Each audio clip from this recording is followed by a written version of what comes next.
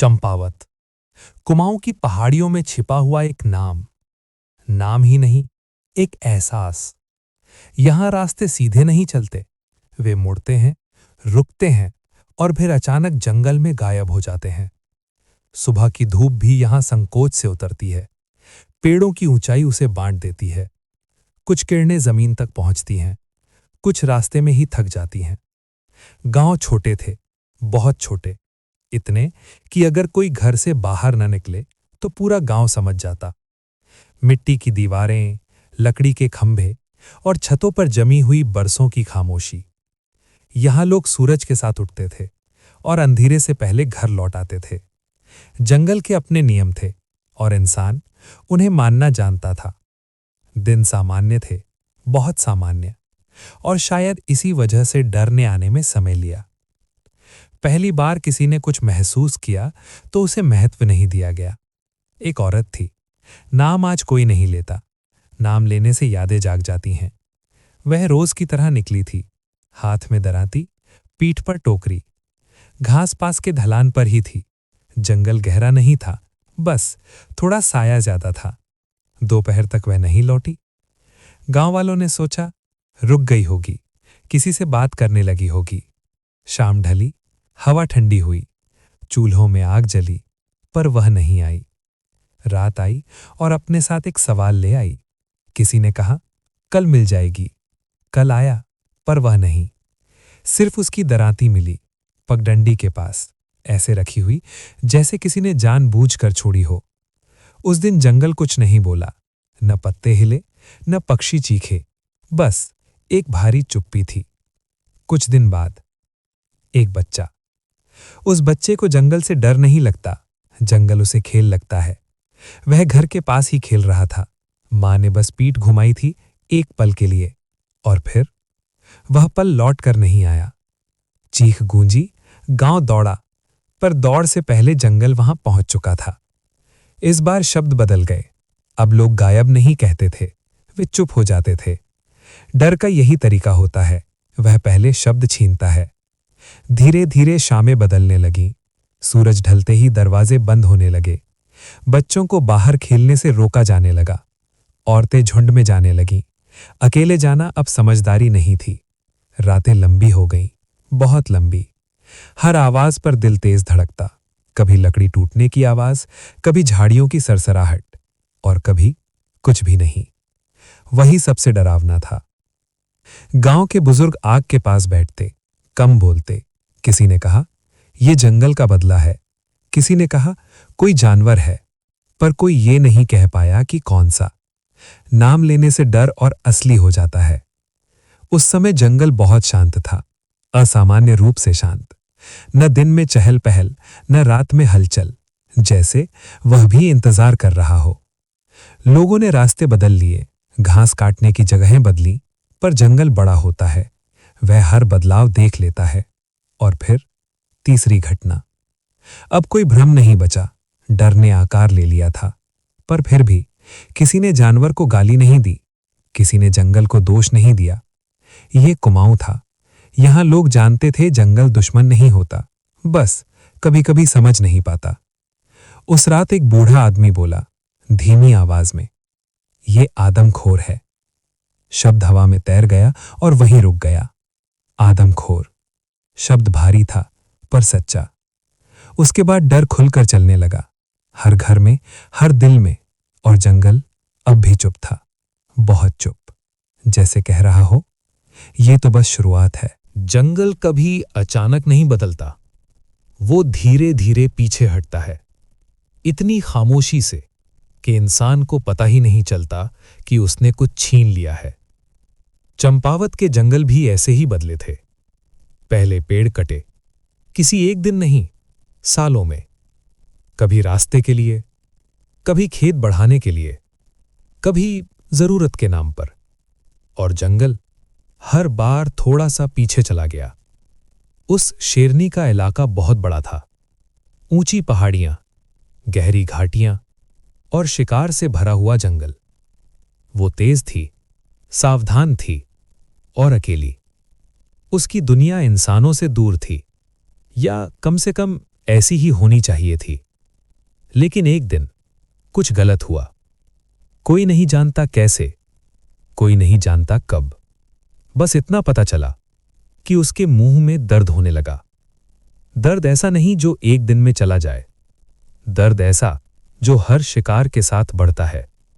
हिरन का पीछा करना तेजी मांगता है, जंगली सूअर ताकत मांगता है, और जबड़ा सही ना हो तो ताकत भी साथ छोड़ देती है। उसने कोशिश की कई बार, पर हर बार भूख ज्यादा तेज निकली। भूख एक अजीब चीज है। वो समझ नहीं देखती, वो नैतिकता नहीं जानती, वो बस खाने की मांग करती है। पहली बार इंसान सामने आया तो वो शिकार नहीं था, वो बस रास्ते में था। शेरनी ने हमला नहीं किया, वो घबराई हुई थी, दर्द में थी, पर इंसान गिर गया और वहीं सब बदल गया। इंसान का शरीर कमजोर होता है, दौड़ तेजी से नहीं सकता, लड़ाई नहीं कर सकता, और सबसे बड़ी बात, वो अकेला होता है। शेरनी ने सीखा, बिना चाहे, बिना समझे। ये शिकार आसान था, और आसान चीज भूखे को जल्दी याद रहती है। उसके बाद वो हर बार जंगल में अंदर नहीं गई। क्यों जाए जब खाना जंगल के किनारे ही मिल रहा हो? गांव अब उसके नक्शे में आ चुका था। रास्ते, पगडंडियां, घास काटने की जगहें। वो देखती थी दूर से, धूप में बैठकर, छाया में छिपकर। जंगल ने उसे यही सिखाया था, पहले देखो फिर चलो। गांव वालों को यह पता नहीं था, पर वे हर दिन उसे और सिखा रहे थे। अकेले जाना, समय का ध्यान ना रखना, बच्चों को खुला छोड़ देना। कोई गलती बड़ी नहीं थी, पर सब मिलकर काफी थीं। कुछ लोग बोले इसे मार देना चाहिए, कुछ बोले ये जंगल की मर्जी है, पर सच इन दोनों के बीच था। ये शेरनी हत्यारी नहीं थी, वो बस सीख चुकी थी, और सीखी हुई आदत सबसे खतरनाक होती है। उसके हमले एक जैसे नहीं थे, कभी दिन में, कभी शाम को, और कभी रात को, कभी बहुत पास, कभी गांव से थोड़ी दूर। जैसे वो इंसानों की आदतें पढ़ रही हो, और वो पढ़ भी रही थी। जंगल अब पहले जैसा नहीं रहा था, शिकार कम हो गया था, खामोशी बढ़ गई थी। और जब जंगल खामोश हो जाता है तो कुछ ना कुछ गलत जरूर होता है। शेरनी रात में ज्यादा चलने लगी, दिन में आराम करती, पेड़ों की छाया में लेटकर। कभी कभी बहुत देर तक एक ही दिशा में देखती, जैसे सोच रही हो। गांव वालों को लगता था वो राक्षस है, पर जंगल जानता था वो थकी हुई है, दर्द से, भूख से और अकेलेपन से। उसके रास्ते अब तय थे। वो जानती थी कहां रुकना है, कहां से हमला करना है। ये कोई खेल नहीं था, ये जीवित रहने का तरीका था। और यही बात सबसे डरावनी थी, क्योंकि जब जीवित रहना आदत बन जाए तो वो आदत खत्म करना आसान नहीं होता। गांव में डर अब खुलकर दिखने लगा था। लोग रात को दिए बुझा देते, आवाज कम रखते, जैसे खामोशी से बचाव हो सकता हो। पर जंगल में खामोशी कभी सुरक्षा नहीं होती, वो बस इशारा होती है। अब ये साफ था, ये कोई भटका हुआ जानवर नहीं, ये एक आदमखोर बन चुकी थी। और ये भी साफ था, अगर कोई नहीं आया तो जंगल और लेगा, धीरे, बिना चेतावनी। जब डर लंबे समय तक किसी जगह रह जाता है तो वो सिर्फ लोगों को नहीं बदलता, वो उम्मीद को भी थका देता है। चंपावत में भी यही हुआ। लोग अब सवाल नहीं करते थे, वे बस इंतजार करते थे। किसका, ये कोई नहीं जानता था। फिर एक दिन खामोशी टूटी। कोई शोर नहीं हुआ, कोई घोषणा नहीं, बस एक आदमी आया, साधारण कपड़ों में, कंधे पर बंदूक और आंखों में जल्दबाजी नहीं। वो घोड़े से उतरा, चारों तरफ देखा और फिर कुछ नहीं बोला। गांव ने बहुत शिकारी देखे थे, इनाम वाले, नाम कमाने वाले, गुस्से में भरे हुए। पर ये आदमी उन जैसा नहीं था। उसने सबसे पहले मरे हुए लोगों की बात नहीं पूछी। उसने पूछा, रास्ते कहाँ हैं? फिर लोग किस समय निकलते हैं? फिर जंगल यहां से कैसे बदलता है? उसके सवालों में गुस्सा नहीं था, बस समझने की कोशिश थी। वो दिन में जंगल गया, अकेला, न कोई शोर, न कोई जल्दबाजी। वो पगडंडियों पर रुका, झुका, निशान देखे। कहीं पंजों के हल्के दबाव, कहीं घास का मुड़ना, कहीं बस हवा की दिशा। उसने बंदूक उठाई नहीं, उसे जरूरत ही नहीं पड़ी। शाम को वो गांव लौटा, थका हुआ नहीं, बस गंभीर। उसने कहा, ये जानवर चालाक है। लोगों ने ये सुनकर डर से ज्यादा आश्चर्य महसूस किया, क्योंकि डरावना तब लगता है जब कोई बिना समझे मारता है।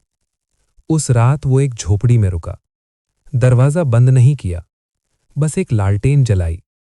बाहर जंगल था, अंदर सोच। वो सोचता रहा, ये शेरनी कहाँ से आती है, कहाँ जाती है, वो क्यों दिन में नहीं दिखती, और सबसे जरूरी, वो इंसानों को शिकार क्यों मानने लगी। उसने पुराने लोगों से बात की, बिना नोट्स लिए, बिना टोके। वो सुनता रहा। किसी ने कहा, ये बदला है। किसी ने कहा, ये अभिशाप है। वो चुप रहा, फिर बोला, नहीं, ये भूख है। उसने इनाम की बात कभी नहीं की। जब किसी ने पूछा कि आपको कितना मिलेगा, तो वो बस हल्का सा मुस्कुराया, अगर ये काम पैसे के लिए होता तो मैं यहां नहीं होता। अगले दिन वो फिर जंगल गया, इस बार ज्यादा भीतर। उसने पेड़ों को देखा, उनकी उम्र, उनके कटे हुए ठूंठ, जंगल के घाव उसे साफ दिख रहे थे। वो समझ गया था, ये लड़ाई सिर्फ शेरनी से नहीं, ये लड़ाई इंसान की जल्दबाजी से थी। उसने गांव वालों से कहा, जब तक मैं हूं, कोई अकेला बाहर नहीं जाएगा। ये आदेश नहीं था, ये विनती थी। लोगों ने पहली बार किसी शिकारी की बात मानी। रातें अब और भारी हो गईं, क्योंकि डर के साथ अब उम्मीद भी थी, और उम्मीद कभी कभी डर से ज्यादा थका देती है। वो रात में अकेला बैठता, कभी पहाड़ी पर, कभी पगडंडी के पास, हवा की आवाज सुनता, पेड़ों की सरसराहट गिनता। वो जानता था, जब जंगल अचानक शांत हो जाए तो कुछ पास होता है। उसने कई रातें ऐसे ही बिताईं, बिना एक भी गोली चलाए। लोग बेचैन हो गए, कब होगा सामना, कब मरेगी वो? वो बस इतना कहता, जंगल में जल्दबाजी सबसे बड़ी गलती है। मैंने नक्शा नहीं बनाया, मैंने समय पढ़ा। किस रात चांद तेज है, किस रात अंधेरा गाढ़ा, किस दिशा से हवा आती है और किस दिशा में डर चलता है। धीरे धीरे मैं शेरनी के बहुत पास आ गया, बिना उसे देखे, और शेरनी भी मुझे महसूस करने लगी। कुछ बदल रहा था, जंगल अब वैसा शांत नहीं था। एक रात उसने कहा, अब ज्यादा समय नहीं है। उसकी आवाज में न डर था, न उत्साह, बस एक सच्चाई। गांव उस रात सो नहीं पाया, और जंगल भी जाग रहा था। जंगल में कोई खाली समय नहीं होता, वो भी सांस लेता है, वो भी चलता है, और वो भी देखता है। चंपावत की रातें अब अलग थीं। अंधेरा पहले भी उतरता था, पर अब वो रुकता था, हर घर के पास, दिलों के भीतर। उस रात चांद आधा था, पूरा नहीं, जैसे खुद भी तय नहीं कर पा रहा हो कि उजाला दे या छुप जाए। हवा ऊपर से नहीं आ रही थी, वो जमीन से उठ रही थी, घास के बेच से, पत्थरों के पास से।